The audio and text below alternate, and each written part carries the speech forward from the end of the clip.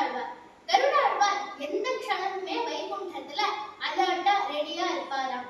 பெருமாள் எப்போ எந்த பக்தருக்கு அனுகிரகம் பண்ண கிளம்புவார்னு எப்பவுமே ரெடியா இருப்பார் கருடாழ்வார்.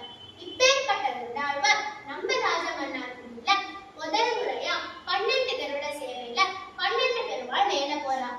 வர வைகாசி மாசம் 28ஆம் தேதி ஜூன் மாதம் 11ஆம் தேதி பௌர்ணமி திதியும் கேட்டை நட்சத்திரமும் கூடிய சுபயோக சுப தினத்துல நம்ம ராஜமன்னார்குடியில 12 கருட சேவை நடக்க போறது.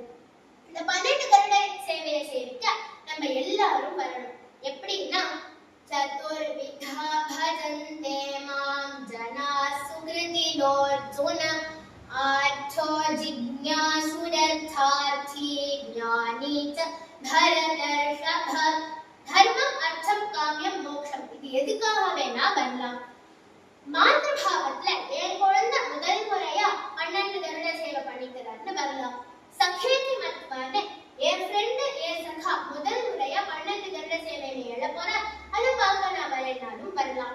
பெரியாழ்வார் மாதிரி பல்லாண்டு பாட வரலாம். அவர் புருஷகாரத்தை நம்ம ஸ்ரீ பாவத்துல வரலாம். இப்படி எந்த பாவத்துல வந்தாலும் பெருமாள் நமக்கு அனுகிரகம் பண்ணுவார். இந்த 12 கருட சேவைய நம்ம சேவிக்கிறது மட்டும் இல்லாம சாஸ்திரத்துல பெருமாள் நம்மள 7 குலத்து மண் எடுத்துதான் படைச்சிருக்கார் அப்படின்னு சொல்றா. சயின்டிபிக்கலாவும் நம்ம உடம்புல நம்மளோட மூதாதையர்களோட குரோமோசோம்ஸ் இருக்கு அப்படின்னு ப்ரூவ் ஆயிருக்கு.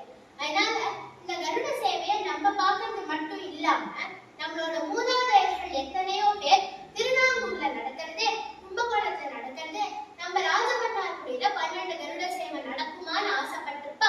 அவ எல்லாரும் நம்ம வழியா சாப்பா.